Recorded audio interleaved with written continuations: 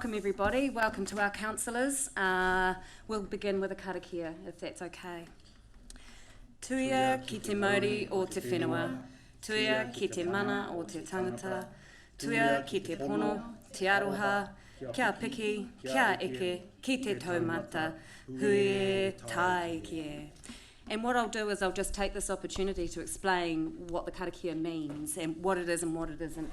So on your tables there, you'll see the karakias.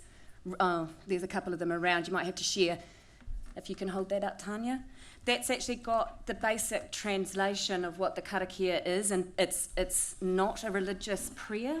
It is more of a blessing to us all and our ability to communicate, work well together and achieve outcomes. So that was gifted to the Taupō District Council for that purpose. Okay, well this is our very first Councillor Connect Forum, and I'll just get through some health and safety and some housekeeping if that's okay. So if an alarm sounds, it'll be a fire alarm. Please make your way out these doors, down the stairs, and out on the road there's a driveway just over to the right down the road here. That's where the evacuation point is. If you need a hand at all, look for somebody with a lanyard like this to give you a hand, and there are lifts, but in the event of a fire, please don't use it. But if you are needing to get downstairs to the toilets, the lift is there for those that need it. Okay, so the other bit of housekeeping is that we are going to record the session. We are recording this session, and it will be uploaded to the council YouTube channel. So if there's anybody that isn't happy being filmed, you might just need to let us know in advance. Okay? All right.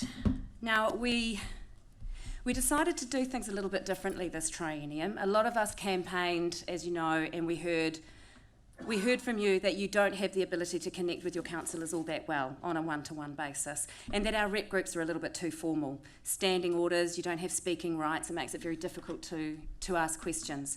So as a result of that, we went out and we asked you what it is you would like us to do to be able to communicate with you better. And I think we've got some stats here. Might be a bit hard for you to read, but on these screens, and they'll be available afterwards, it identified what was important to Taupo Ward residents and ratepayers. So I can barely read that, but infrastructure and transport was right at the top. Mm-hmm. Community engagement and transparency, hence we're here. Rates and affordability equal with environment and natural resources. So as you can see, we got some really good feedback about what is important to you. Anything to add at all? I'll start by introducing myself. How about that? I'm Councillor Rachel Cameron. This is my second term as a councillor. And what I might do is just ask the councillors in the room just to stand up and introduce themselves, starting with Steve here, who's helping me out today. Ko Tongariro kei runga, ko Taupō nui a tia kei raro, ko au e tū whakaiti nei tēnā tātou katoa. Kia ora and welcome. My name's Steve Manu Nui. I'm new to council this triennium, so I'll be able to answer some of your questions, but not all of them. I think just in support of the info and why we're here, I know for me coming in, I saw a little bit of a hole in and around a rep group opportunity for the Taupo ward. You know, we had the long-standing Tongariro, Turangi, Mangakino, Kinlock, but there was a hole here. So I was definitely keen for us to have something here in town. And then as Rachel alluded to, the survey aside, we were hearing a lot while we were out there campaigning that people were looking for something different other than your traditional, more formalised rep groups. And so a little bit of chat around the table a few times, and we sort of landed, we didn't all agree around the table, okay, hence the reason Turangi, Mangakino are going to run their more of their traditional style representative groups. Here we're trying this Councillor Connect, and I think, speaking for myself anyway, it was an opportunity just around some different timing, not necessarily night after work or vice versa. Just try and make it a little more welcoming, a little less formal, just so that you all felt a little more comfortable, one, to come along, and two, happy to have a chat. Yeah, and then just to get to know our council, you know. People forget we're ratepayers as well, and part of the community. So yeah, welcome everyone. I'll hand it on to... Yeah, I think we're going to go this way actually. Thank you, Kylie. Kia ora koutou, ko Kylie Leonard Aho. I am in my third term as a councillor with Taupō District Council, and I'd just like to follow on from Steve's words. So for the last 2 trienniums, I have been the chair of the East Rural ward with our representative group. I found it very, very difficult because we had community meetings, we had our ward meetings, and people would come along and we had an agenda, and the agenda required through standing orders that the agenda was stuck to, and those were the topics that were allowed to be discussed, and that was sort of where you left it. And it was really hard because people were coming along to connect and to express their views and to share their concerns on a community basis, but there wasn't the opportunity to do that.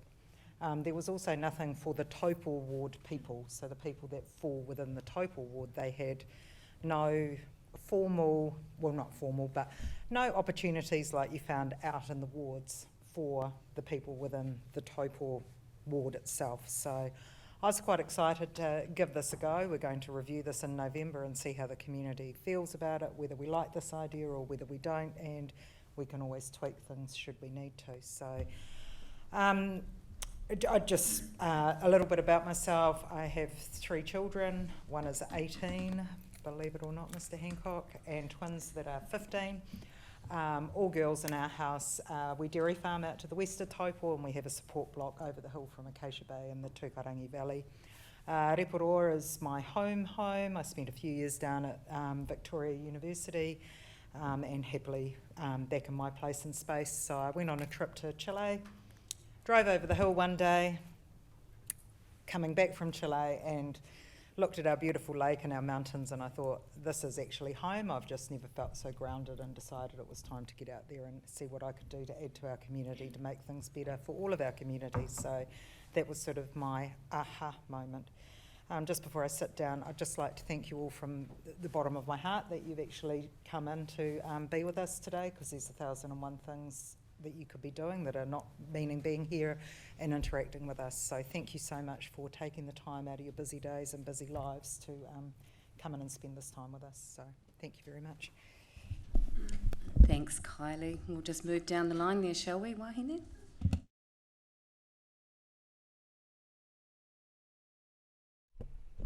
Tēnā koutou. Kia ora everyone, ko Wahine Murch aho. My name's Wahine Murch.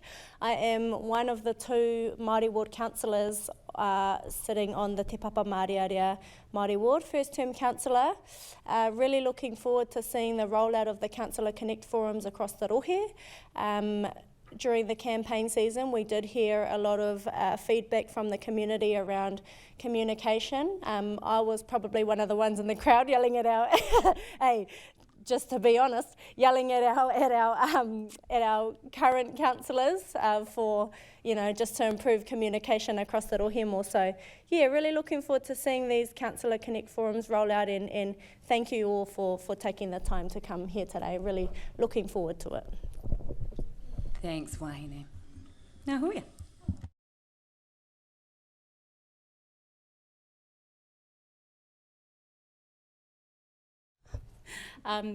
So ko ngā hui a fōmana hau. I am also the other Papamārearea councillor. I've pretty much not quite born, but bred and grew up in Tūrangi. So I am local, live and breathe this place. And my child is now at school. Looking forward to all the winter sports coming up. So might see you all around there cheering on kids in mokopuna. But I'm really happy that we finally got to today and everybody's in the room. I was a little bit anxious, nobody was going to turn up for a bit there, and we're all sitting around going to talk to ourselves. So thank you so much for coming, and looking forward to how this rolls out. Thanks, Ngā Huia. Last but by no means least, Duncan. Hello, I'm Councillor Duncan Campbell, second term councillor, moved here about 10 years ago from West Auckland. Civil engineer in my day job. I've got 4 boys, and I'm interested to hear what comes out of this, because we haven't really had one for Taupo Ward before, as far as I know. That's great. Thanks, Duncan. Okay, so this is the part of the agenda where we would be discussing topics of interest that have come into us from you. Because this is the first one, I thought I might just use the opportunity to give you a basic breakdown, and it is very basic, I guess, or as simplified as I can get it, as to what the processes are and why within local government. Local government is, I found in my first term, incredibly regulated and legislated. I've found our decision-making parameters very narrow. I thought we had better opportunities to say, hey, do you know what? That project down there on the corner of Norman Smith and up to Wairakei, you know, that's a nice to have now. How about we can it? But there's very good reasons why we can't. So one of the most important jobs or roles of the district councillor in a triennium is to set the long-term plan. So the long-term plan is a 10-year plan with a 3-year working plan. Now, councils have to work under a 50-year plan, a 30-year infrastructure plan, and a 10-year long-term plan with a 3-year working plan. And then in between, because we're basing all of our decisions for that long-term plan on assumptions, we don't know what the future holds, in between we have an annual plan.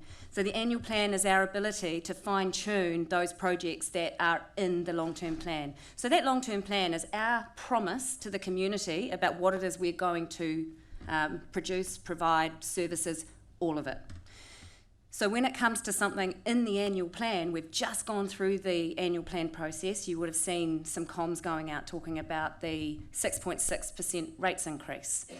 Now, I can assure you that none of us are happy about that. Not one person on the council was run because they want to put our rates up. But in the last long-term plan, given what we knew we had to do under Local Waters Done Well and what the community told us they wanted, we estimated we would have a 6.7% increase for this year, and that was under that long-term plan. That's the promise that we made. Now, times have changed, the world's moved on, the economic outlook isn't great, and there was a lot we had to defer, efficiencies to find in-house in order for us to stick to our promise of 6.7%. We managed to come in at 6.6%. But my point is that with some of these projects, a lot of time, money and resources already gone into it before a digger or a shovel hits the ground. And sometimes, because we've made this promise, in order to break that promise, there's quite a formal process and a very expensive process to go through with full consultation, the work. So sometimes when you think you're saving some money by delaying or getting rid of a project, you might not be. It also might be part of a staged project, such as Te Pinga Street and Robert Street. That's one of the final stages of the town centre Taupo transformation upgrades. That's a main thoroughfare now. There's lots and lots of car movements and pedestrian movements, so some safety works are being done there. And I'm not oblivious. I scroll Facebook and I know there's a lot of pushback for that. But I guess what I'm trying to allude to here is that we are process-driven in this organisation, very process-driven. But there's a very good reason for that. Imagine if councillors or the mayor could just come in and arbitrarily and unilaterally just cancel everything. Who are we accountable to then? We have to do things in a way that can be audited, because every budget that is set is independently audited as a requirement of the Auditor General's Office. Every annual plan or the first year of the long-term plan, we actually have to provide our own report card, which is audited. So if we make material changes to what we've already promised, we're in breach, which is why we can't just chop and change. So we're now in a process where we've started planning for the next long-term plan, and this is your opportunity as community members to feed into us about what it is that's important to you and what's not important. What is it that you don't mind cutting back on? Because in all honesty, we're not adding to the budget, we're cutting. And as we look at potentially having to work under a rates cap environment, the government set this, I'd say, arbitrary 2 to 4%. Right now, they still can't tell us how that's expected to work, given even our CPI, our household inflation, sitting at 3.7% right now, so that's already gone. So there's a lot to work through, and we are going to have to make some really, really tough calls, and it might affect the service levels that you see out there. So when we do go out to consult, and in the meantime, we have these workshops that are going about the long-term plan, watch them if you can. Be here to hear what we're talking about, and then please feed back into us, because we are here to represent you, and we genuinely do want to hear from you, and that's why we're here. Would you like to add to that at all as a first termer, or? Oh, no, there you go. Yeah. Sorry, do you mind just covering off if we materially choose to change something? What's the impact of it? Do you mind? In terms of the annual plan? With the annual plan, if Yeah. we materially chose to change a project, if we chose to change a materially significant project, what would the impacts of that be? What would be the process under the Local Government Act that we would have to follow through? So one of the key roles of councillors is to set policy, and one of the policies is the significance of engagement policy. And the Local Government Act has some requirements as well as to when we consult. And if we are looking at changing something within a long-term plan that's in an annual plan setting, and we want to change something that's significant, we actually have to go out and consult the entire district. And consulting is great, and I have absolutely nothing against it. Please don't misunderstand me, but there's a huge cost to it as well. We're not talking tens of thousands of dollars, we're talking hundreds of thousands of dollars. And if we unilaterally go and change that and just chop something out of there, I can tell you right now, we'll have the auditors breathing down our neck, we would have the Minister of Local Government breathing down our neck, and it might be that we have Commissioner oversight. So there are some pretty strong reactions and consequences to not sticking to what our promise is. Is that? The cost is actually quite exponential. So if there was just one project and you might be saving $200,000 by not doing it, it would cost more than that to go out and consult the entire district. So how are we supposed to get a voice then? How the community, the public, That's how we people that live here yeah. So have a voice? absolutely. So sorry, that's just feeding back. So that's our role as well. So the question from, what was your name? Katerina. How do you have a voice as a member of the community? Well, what I'm hearing from you is saying you're progress driven, which is really kind of what we're hearing. It costs this much to alter or change or even. I see where you're that's going not with very, that. So as I for mentioned, us, encouraging for us, the people that are sitting here, and so how do we have a So there are voice? multiple ways that you can engage. You can engage directly with councillors. I strongly encourage that. Our contact details are all over the council website. You can email us, you can call us. But the formal process is now. That's what I'm talking about, the long-term plan process. That is our ultimate promise to the community. So that's where we need your input. We are working through the process now, and it is a long process. It takes 18 months to get to the point where we're adopting a long-term plan. Part of that is consultation.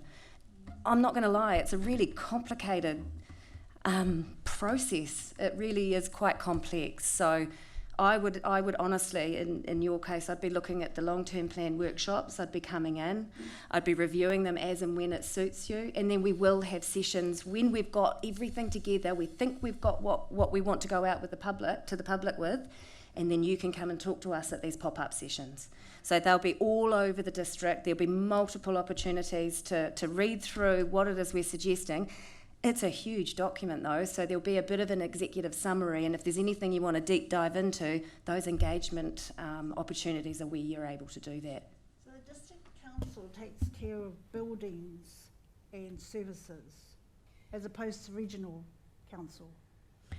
Fundamentally, buildings, regulatory, rubbish, roading and water is what Taupō District Council covers. The Environment Waikato or Waikato Regional Council is environmental. They are the ones who monitor the lake quality, for example. Regional, okay, Yeah. thank you. And I think, just to go back a step, the current LTP that we're operating under, and Rachel mentioned a couple of the projects in particular that are sort of been in front of the community, and we've heard about them, was that a consultation took place prior to that, and so hard to change, certainly those that have started, but the opportunity for the next long-term plan, we're doing that, running that process now, between now and next July, August. So that's the opportunity. So keep an eye on the workshops, as she said. Just an unusual name to call it, progress driven. No, those are my words, and it was process. We've I got actually some. thought you said protest. Yeah, driven. no, sometimes I want to protest about the bet you process. do. Yeah. I'm not kidding. My background is in the building and regulatory space. I manage and develop commercial and industrial building, and in the private sector, sorry team, I've used this analogy a few times, just going to have to bear with me. Being in the private sector and private business is like being on the lake in a jet ski. You can duck and dive, change direction, chop and change. In fact, you can use the weight to jump over the hurdles. We can't do that in the private sector. We are, in the public sector, we are on a massive cruise ship, and to turn anything around takes an age. And it's not incompetence, I'm sorry to say, well, I'm glad to say, it's process. I find it really a huge hamstring in our ability to chop and change and duck and dive. But I go back to the fact that those processes are there to ensure that we have accountability, that we have transparency. Those plans don't draft themselves. We don't work through that in an echo chamber. It takes the entire organisation. So. Can one still come to the once a month council meeting, and you're still going to continue with the public forum if there's anyone who wants to come to that? Yes, I'll just repeat that because it's being recorded. So the question is, are you able to still come to the monthly council meetings and engage in the public forum? And the answer is yes. This doesn't replace that. The meetings are important for how we make our decisions. So the council meetings are very formal. The agenda is out a week in advance, and that is literally how the decisions are made at this table. We ask questions of the staff, we debate amongst ourselves, and then make a decision. In fact, we can open up to questions now if you like. Oh, can I just, while I've got the mic. Duncan. I mean, I don't know what you're all hearing, but you might get the impression from what Rachel's been saying that we can't do anything. It's already set in stone, and that's just the way it is. I mean, I don't entirely agree with that. There is such a thing as deferring projects. Of course, you can save money by just saying we'll do it later, kick the can down the road, and maybe you never get around to doing it at all. But I mean that is a loophole, if you like, in the system. And I'll just say I think there isn't actually enough governance oversight over a lot of the stuff that happens around here. I mean the Roberts Street works. For example, yes, that would have been signed off on a long-term plan last year, I think.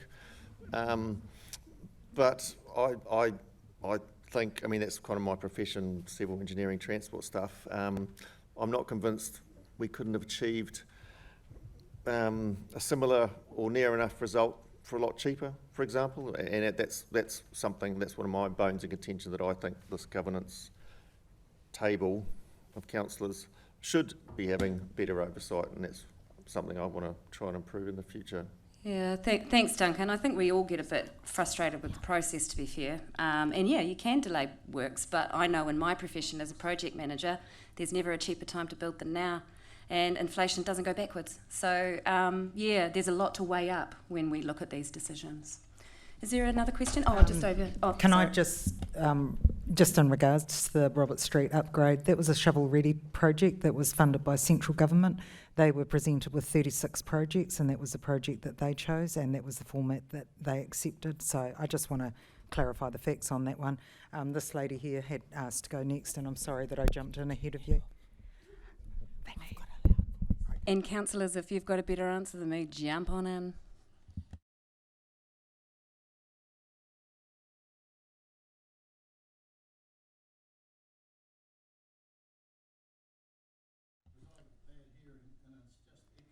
Yeah, and our mayor will be able to sympathise with you on that, and it is unfortunate for people who are hard of hearing, but if we don't talk through the microphones, then the recording won't pick up what's being said. Sorry. Perfect.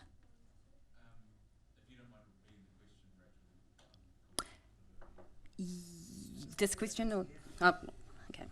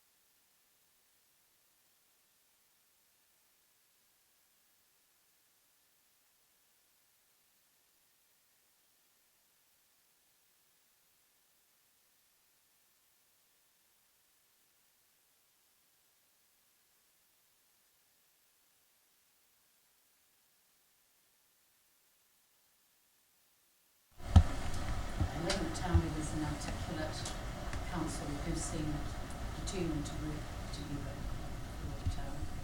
So that's just my report. So the question I want to ask is, having not been involved in council before, but having some information now, and I'm happy to be shot down for this. When you go into council, so you've got this fantastic thing called the call centre, and the people in the call centre are incredibly well informed. They are courteous, helpful, professional, and just really nice people to deal with. But then when I tried, because my understanding is there's about, and I don't need to know the detail, about 39 entities in your council. At least. At least. Right, cool, so that's good. And for somebody like myself, I just don't know how this, there's nowhere I can go to see an overview and a structure. And also, back in the day when I was working, they wanted flow charts. Like something simple that a Joe Blog like myself can just look at and see where the connections are, and who's linked to what, and stuff like that. I don't know whether that's helpful to other people. I would find it immensely helpful. And I know that people who are better at this than me Google it, they look it up, and it's probably all sitting there behind us.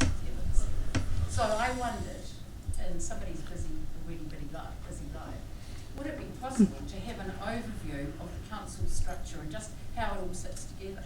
I'm sure that's something we could take as an action. But anyway, Yeah. it doesn't matter if you don't, it was just, is it possible? As a starting point, so you've got this great call centre outfit, and then you've got that as your sort of jump-off point if you want to. Yeah, perfect. I think that's a good idea, and it's certainly something that I've taken a note of. And just for the viewers at home or anyone listening, the question was, is it possible to have something online, easily accessible, that shows the structure of the council and how it all works? Personally, I would like to have the heads of entities Yep. identified, not for any nefarious reasons, but I understand about abuse, like Yeah. social media abuse is appalling, and I wouldn't be in your job now for all to you, I think a lot of you take terrible abuse, but it does work both ways, you know. I mean, there's obviously rude people Yeah, absolutely. And I guess we've got employment implications there to consider as well. I'll just repeat that question. So is it possible to have heads of department advertised on the website? I guess that brings us to another discussion, which is operations versus governance. So we have a very holistic view as governors. We set the direction, we set the budgets, we say this is what the outcomes we want. Here you go, CEO, please make sure this happens. So there's an employment side to that as well. So the CEO has to decide whether she's happy to put those people's faces, names out there, because as you say, that does get a bit tricky. So there's generally a general manager who would be happy to do that, and we filter it down. But I take your point, and I think that there is some room for us to be a bit more informative. When you're a government within the public service, you're at a disadvantage if somebody bags you on social media, because you actually, you can't actually reply, you can't reveal what stuff is behind the scenes, you have to just suck it up, and I think that's tough. Yeah. That's about trashing, and I don't like that. Yeah, and I guess, I do understand if you don't want to take it. yes, well, I guess honestly that would end up being a decision for the CEO as the employer in that regard, and that I'll just touch on that with the difference between governance and operations, because it's quite an important distinction. As you can imagine, in the organisation, if there's a councillor in the building, the staff are a little bit, not jittery, but they have to be very aware of the fact that we're decision makers. We can't be seen to be using our positions to influence outcomes. So there is a little, a bit of space there for very good reason. Yeah, and I think that's a good point. Is that there's a lack of understanding in general. I didn't know much about local government at all until I decided to run. I got my feet under the desk and I thought, oh my goodness me, this is quite the technical beast. It's very complicated. Yeah. I was going to say something you said just then. I mean,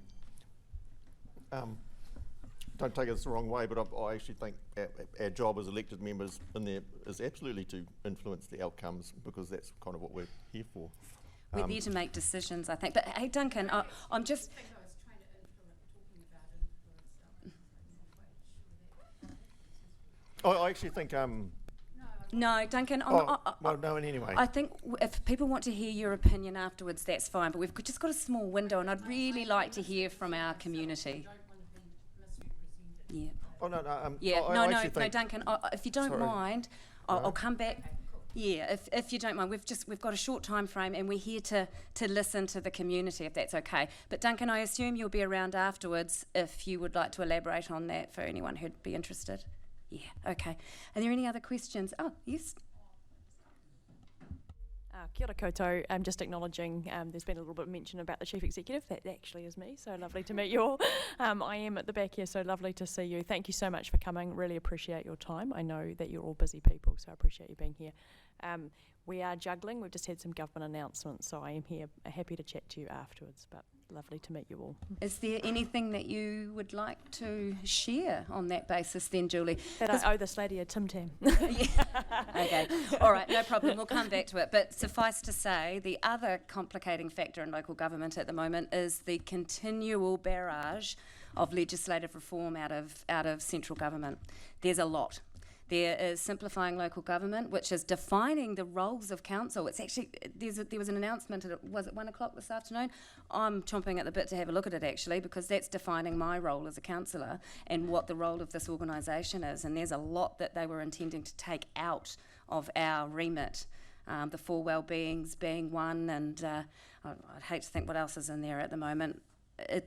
But it's a lot. We've had the local waters done well legislation. You'll recall there was discussion and debate over 3 waters, change of government. We've now got local waters done well. Millions of dollars was spent on 3 waters for it to all be undone, and then have to start again with local waters done well. So I'm sorry that put a rates burden on you. There wasn't much we could do about that, unfortunately. That's just another complicating factor of local government at the moment. Any other questions at all? Or yeah? Top of my list was the footpath fiasco at the other side of the bridge. Yes. Which you explained. Yeah. However, surely in any 10-year plan, nobody can fully guess the cost, and the overriding factor should be this 10-year plan fits within the rates available. Now, Well, it's done the other way a wee bit, but I'll come back to that. Let Well, you finish your question. it shouldn't be, because you people are running a business, we are the customers, and you have full rights to our bank accounts without any consultation at all, really. You'll say you consult, but it's pretty lightly for each individual. So I don't pay my rates. I finally have to sell my house, or I sell my house and go, then you grab your rates from the income from that house. So there's no way anybody can get around it. So you have a captive custom, which you've got to look at and think about, because absolutely, there's a disagree. lot of people out there that are struggling. And we feel that. I feel that. I'm a ratepayer. I'm the main breadwinner in my house, and I have 3 children. So I certainly understand how difficult things are getting out there. I guess the difference is that with the council, it's not that we say, right, we're getting this much in for rates, let's make the budget fit. It's actually done the opposite way around. It's what do we have to do? What do we need to do? What is it that the community wants from us? How much is that going to cost? And then there's basically one big pot of a budget. Let's just call it a pie, because I think that's the analogy that often gets used. And then the rates are determined based on the valuation of your home, the capital valuation of your home. Yeah. So does come out of the local, everything comes out of an act somewhere. And the other thing is too, we can't just say, right, we're collecting this much rates. That's what we're collecting, and then make a budget. We have to do it the other way round. We have to have a budget, and then we have to rate based exactly on that budget. We're a great big not-for-profit. We're not there to generate an income and make a profit. We are there solely to use your rates in the way that we said we would in the long-term plan. And you're right, it's impossible. We're basing all of our decisions on assumptions, and that's why we do the annual plan in between.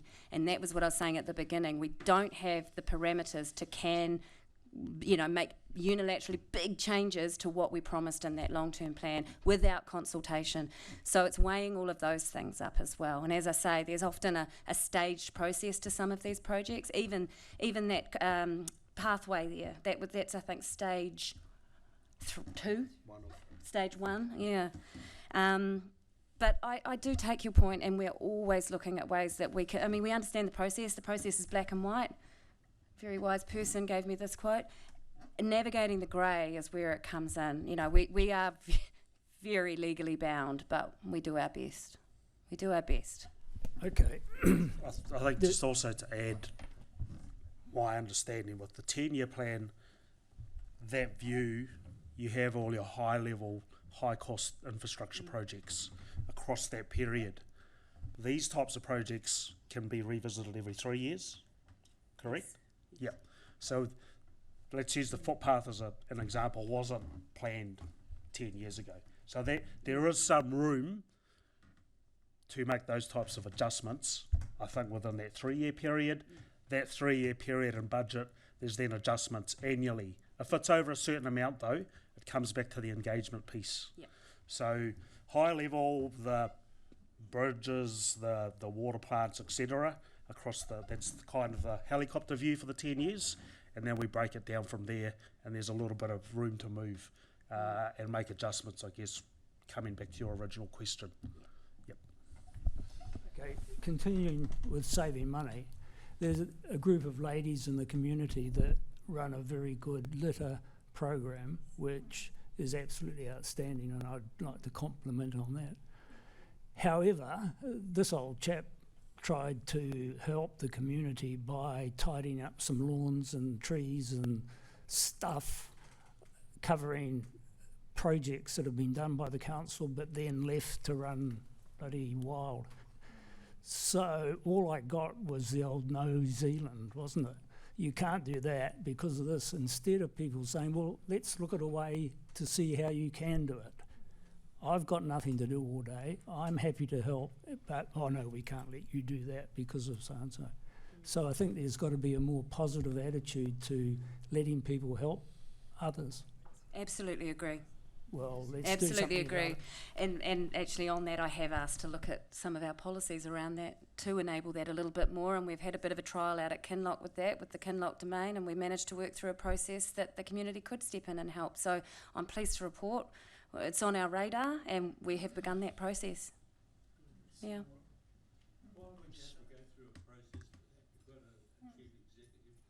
Executive A dictate process to people in charge the process for what specific? for letting the local resident clean up. Why you have to go through a process and legal? It's health and safety and health and safety at work. We councils are the last man standing. We get sued over everything. Absolutely everything.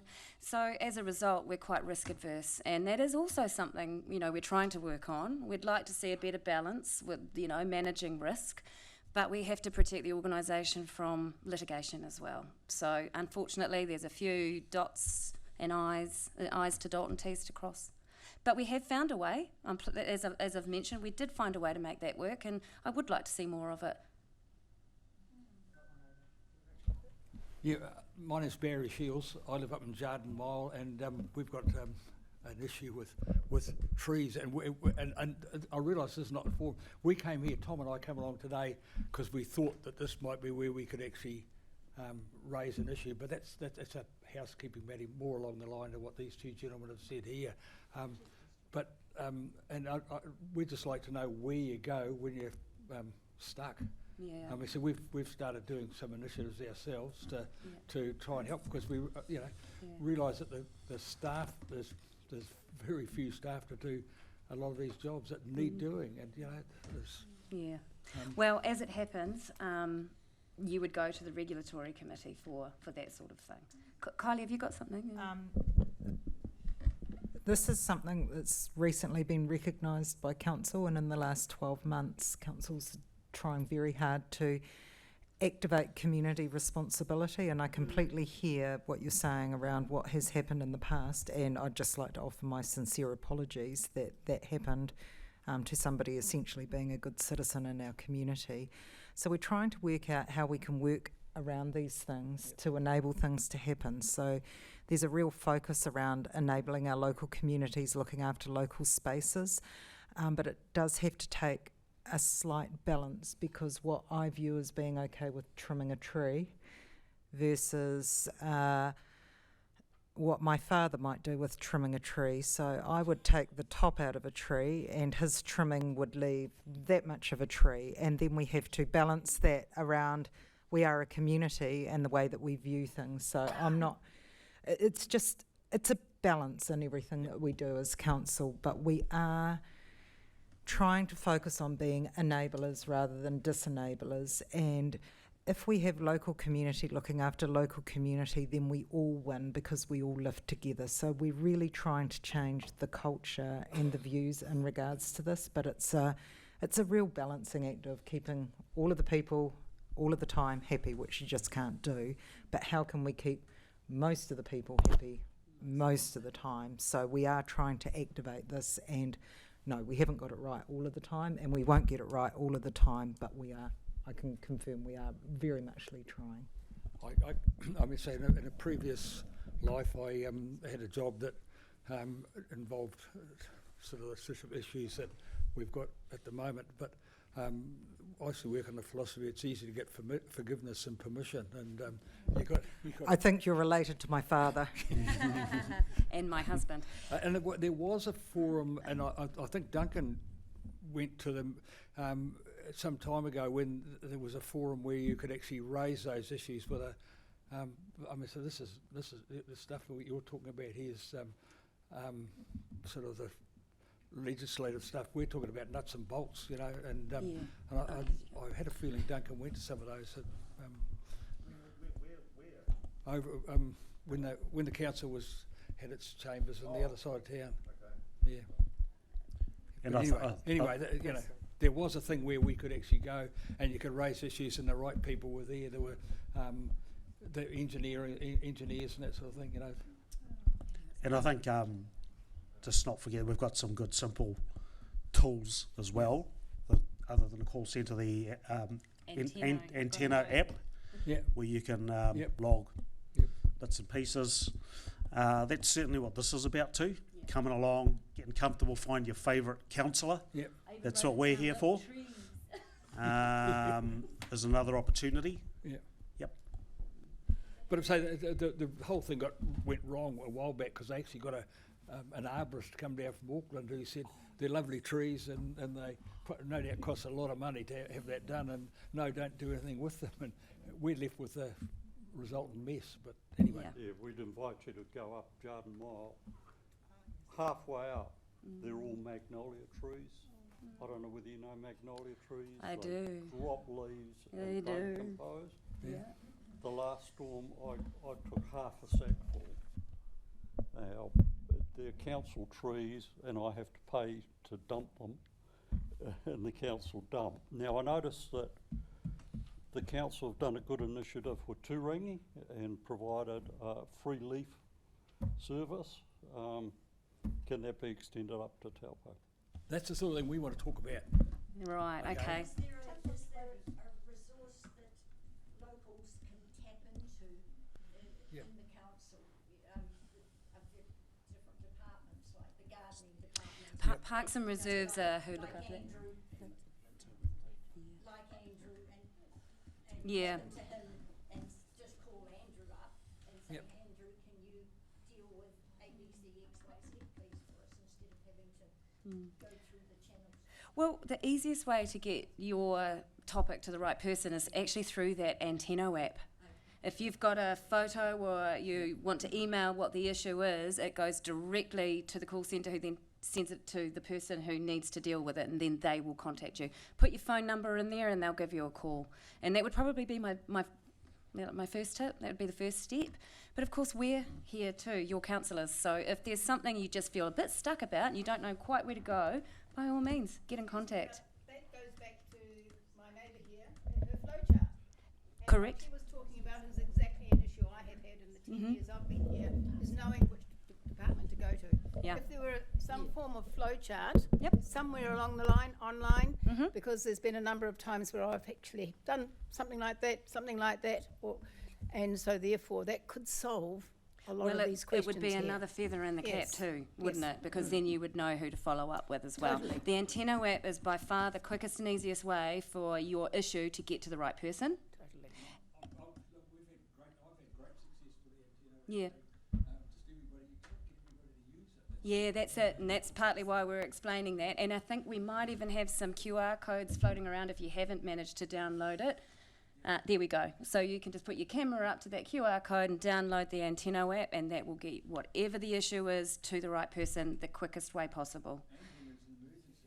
Yes, it's great for when there's an emergency, isn't it? Yeah, absolutely. Look, I've taken some notes down here, and I'd like to look into it a little bit further for you. And I'll talk to you afterwards, because I just happen to be the chair of the regulatory committee as well. So I'll talk to you after. Yeah. Hello. Hi, I'm Scott. I've been in Taupo for 6 months and starting to become part of the community here. So I've come in and working in the accommodation sector, so short-term accommodation. And one of the things which is of particular interest probably to that gentleman's point over there is about talking about the pie. You know, how is everybody contributing fairly, and are we being treated equally in that regard in terms of our contribution? And I guess just one of the things I noticed was that for short-term accommodation providers, there's the likes of the hotels, and they're rated at 1.8, what a standard residential is. And then there's the Airbnb market. The Airbnb market in Taupo is pretty massive. There's about 950 properties. Probably 80% of those have 90 plus accommodation nights per year. And if you look to other centres around New Zealand, likes of Auckland, Queenstown, Wellington's just bringing it in this year, is they're actually identifying in the district plan a different classification for those effectively short-term accommodation providers, and recognising that if you're building a purpose-built accommodation which is short-term on Airbnb all year round, you know, the likes of the supercars and Christmas and all the concerts where you get this massive influx of people, and it's where actually you get those massive peaks on what the council provides, you know, all the infrastructure, and those people are getting the benefit at the peak, which is the most expensive to provide, but they're not contributing equally because they're actually contributing less. So I guess probably two questions was, what are your plans for the short-term accommodation, probably more specifically Airbnbs? Are you looking to identify them in terms of the planning rules? And then the second part is, are they going to be rated differently? I'll attempt to answer that. Well, yeah, Kylie, go for it, and I'll just add a little bit at the end. Being in my 7th year on council, this has been a topic since the first day. The issue with it is you come in and you think you're going to solve the problem by going this way, and you actually create an unintended consequence. So if we were to go and identify every property, which is what I initially thought we should do, and I was driving hard for that, what is the cost of that? We worked out that that would require approximately 3 full-time equivalents to enable that to happen. So then the additional rates that would be attributed through that process, would that then add value, or is that going to cost us more? It's then, how do you identify? I'm not saying that there's not a want or a desire to do something in this space. It is what is the recipe that actually creates the intended outcomes that we're wanting to drive.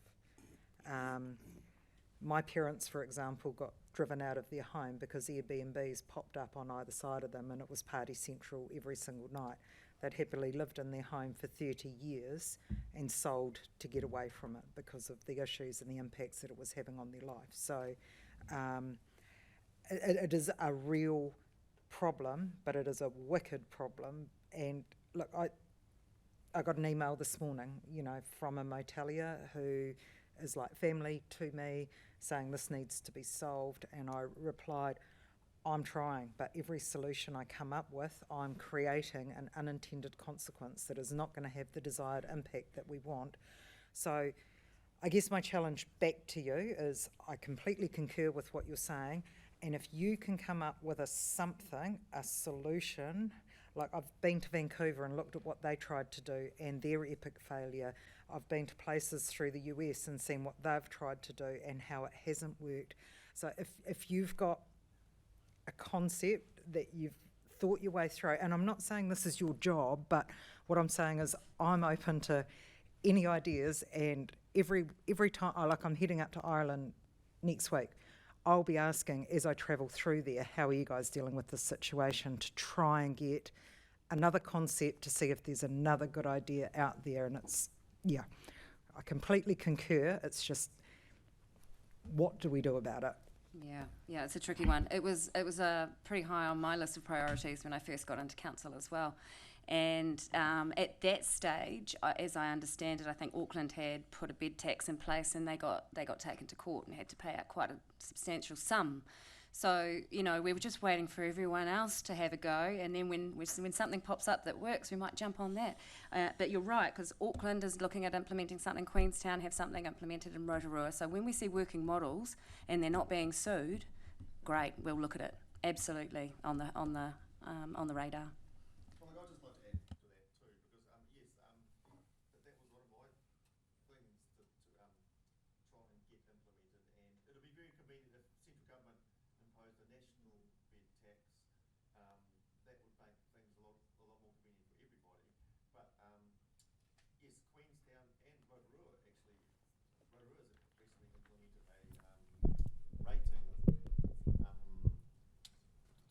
Through the rates that people have to claim or not, whether they're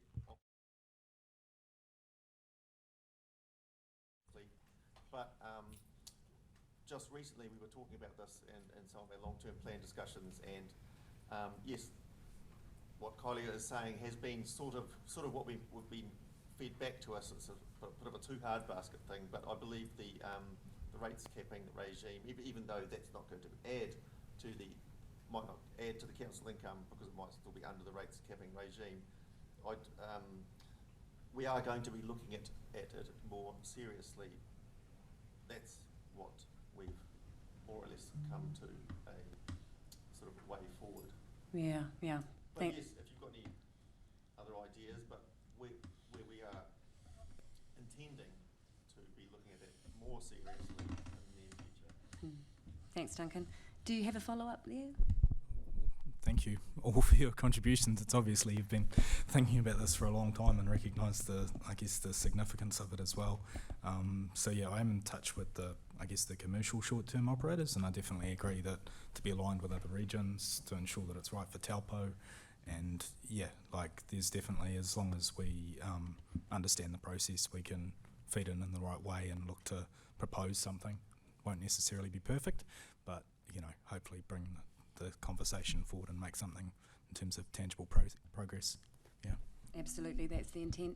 And that's the really constructive thing. Like, bring something to us, and we're never going to have a perfect solution, but a concept of a solution to a problem always helps, because for you as the boots on the ground, there's often a different view that you can have, being the person involved in the industry versus us not involved in the industry. So we're here because we care, and we want the best outcomes for all of our community. So thank you for raising it. Yeah, and I think I'm in the tourism and hospo industry, actually worked and lived in lots of resort towns, and coming back to a Queenstown of the world, it's a little easier because the weighting is heavier on that, pure Airbnb side of a lot of the homes there. Whereas we're not that pure resort town here, is kind of what I see. You've still got your family batch that gets used for the summer holiday. There's some that are pure, rented out annually for an Airbnb, but then there's those in the middle, and that's just trying to find that happy medium, kind of what everyone else is saying, is really tricky. Agree with Duncan, if central government jumped on board and fronted up with something, that would make everyone's life a whole lot easier. But certainly, I think something that everyone's got in view, in their views here. Any other questions? Yeah, just over here. Just wait for the microphone if you don't mind. Kia ora. I just was reading one of your pānuis on the council there. I think it was at the deliberation of your last one, and you had an address in the write-up that had 132 Broadlands Road. Does anyone know where 132 Broadlands Road is? Or what the address is? Or what the business is there? Landfill, I think. Taupo landfill. Why couldn't they put the Taupo landfill? It's known as the Taupo landfill, and because of the little bit of thing what has gone down in the last maybe 1.5 to 2 months, their resource consent has lapsed or is about to lapse. Putting that address in there as 132, not a lot of people would know it's the Taupo Landfill Recycling Centre, and they wouldn't have maybe made that connection. To it. Okay. And there's a lot of raru, takis, with the maunga, what's been involved around that. The council have actually gone to the maraes as well and seek their approval, and they've been disapproved by one particular, well, I know of one particular marae. And I just seen the 132 Broadlands Road, and I go, I know that address. And that was a resource consent? Well, it was a discussion on your last council meeting. Okay. Yeah, so... So that wasn't to do with the resource consent for the operations of the landfill. Although I take your point, no one would have necessarily made that connection, and I've written that down. I was just wondering, But just for the sake of clarification, that particular topic on the agenda was for an extension to a building, not the landfill itself. It was a completely different consent. To do the recycling centre. The recycling centre, which we need whether the landfill expands or not. So, there was a bit of a distinction there, but kind of, take your point, they wouldn't necessarily recognise the address. It was kind of like a bit of a cloudy, why aren't they putting the address there? Well, I guess, You I mean, know. that's the legal address of the property, and if anyone was to do a title search, that's what they would use. So I Yeah, guess they're 132, probably yeah. looking at it from a very process Well, perspective, but take your maybe, point. you know, Take your maybe. point, and I have written it down. Thank you. Yeah. Any other questions at all? I might just wait until the microphone, see if that's okay. Sorry, I know they're not your favourite thing. Yes, I didn't come to talk about the bureaucracy of the annual plan. I came to talk about the specifics of Whare Waka to 5 Mile Bay.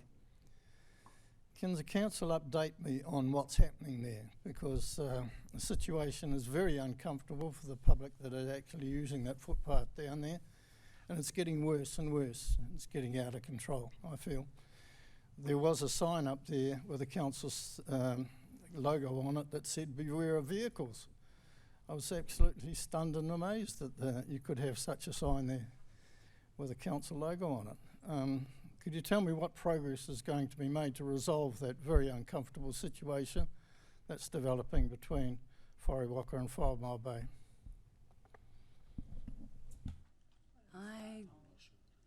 Sorry? In terms of occupation or what's happening?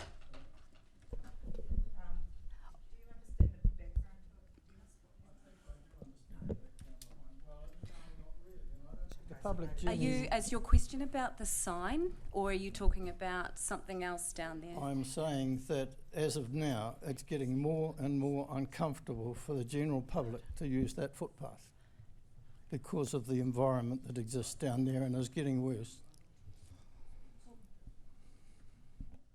Kylie? Yeah, if you like. Okay, so just a little bit of background, and I completely respect you, Dennis, and I think you know that. So it was dockland there, and as part of a treaty settlement, it was given back to the owners of that land. And some of the owners of that land have chosen to go and live on that land. And it's a very difficult position for us now because it is now private land. Yes, there is a legal footpath that people are legally allowed to go along, but that becomes a police matter versus a council matter using that as an access way to the public land.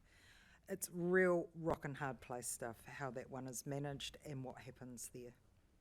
I mean, I can't come in to your home within limits and tell you whether you can or not live at your place and whether or not you put a tent up on your property. So it's a really, really tricky situation.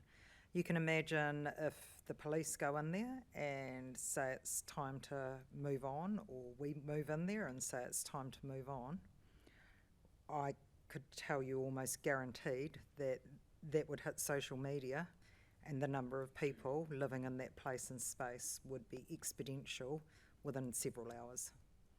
So again, it's a wicked problem. You think, I think about it often. I've just had a friend who's sold his batch here for that reason and has gone to the Coromandel. That happened last week. Kind of broke my heart that we haven't got the chairman of New Zealand's largest company still as a ratepayer in Taupo. So if you've got a solution,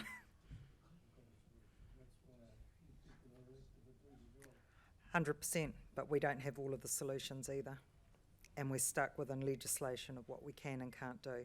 I do think, my personal opinion, that was once upon a time treated essentially as a reserve,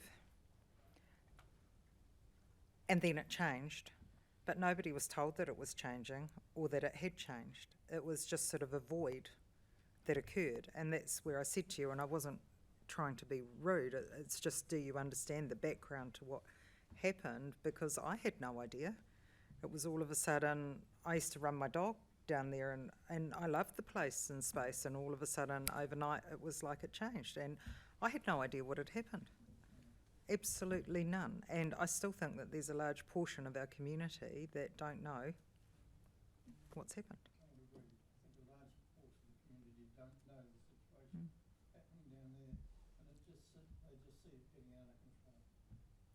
And I don't disagree.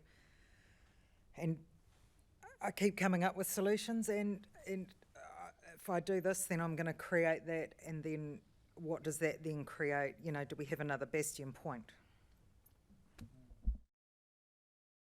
I hear you saying you feel uncomfortable. Can you elaborate on that discomfort you're feeling as it's site?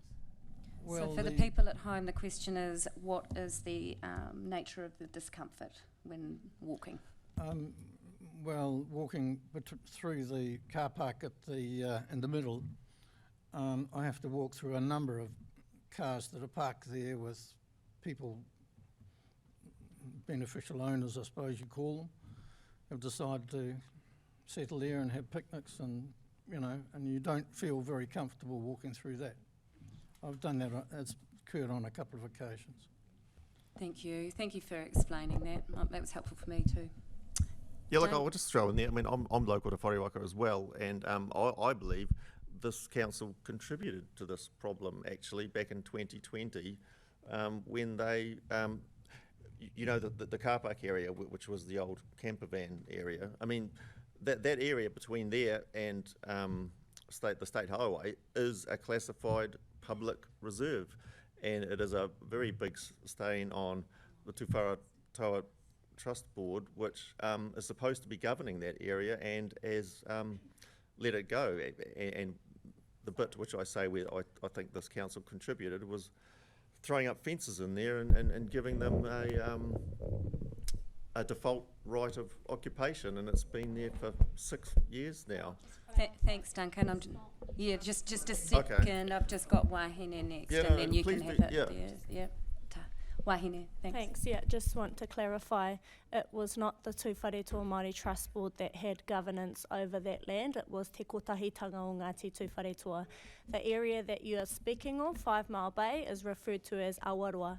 That is one of maybe about 8 cultural redress properties that have come back to the return, have come back to iwi, essentially, through a cultural redress process that is still underway. These properties were seized unlawfully by Crown, and it is through this cultural redress return process that this whenua that everybody is speaking of is being returned to the rightful landowners. Well, that's interesting. Yeah. I would like the evidence that land was wrongfully confiscated.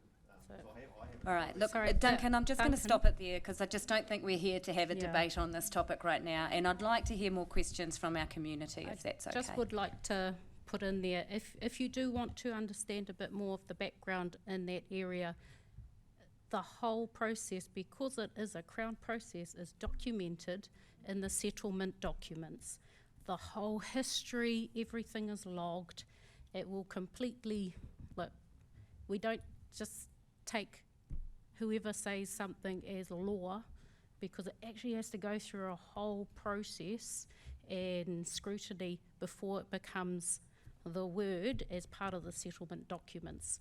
So I would recommend anybody go and have a look at those, because this is a whole district issue.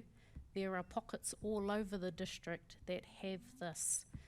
We've got reserves all over the place, and it's also, you know, we have the same happening down in Turangi, where people often don't understand why there is a co-governance situation there, because again, that is part of a settlement process.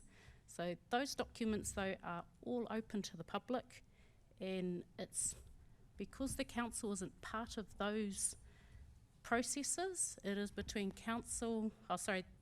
the government and iwi or hapu. It's not for us to be saying what they're doing. So it's their story to tell, not ours. No, I'm just going to I'm going to end it there, Duncan. We can have that discussion offline. Duncan, no, we're not here to debate amongst ourselves, Duncan. Okay.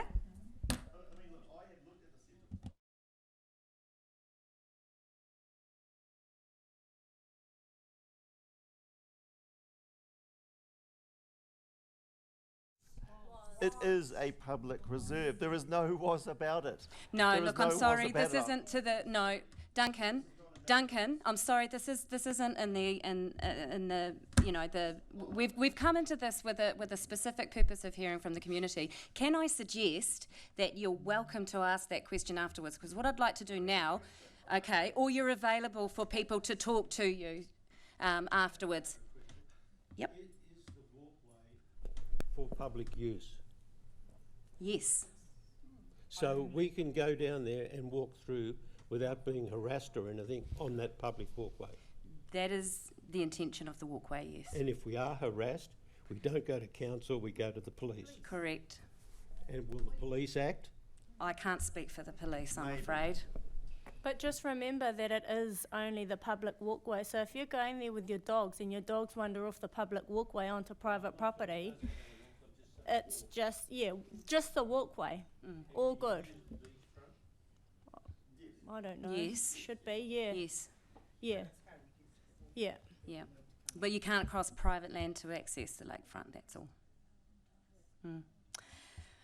Yeah. All right. Well, look, I'm sure we can continue the discussion afterwards, but really the intention of this was to hear from the community, to hear what your feedback is, and I'll just go through what I've heard, and if there's any actions that I've missed or if there's anything you would like me to action, then please let me know.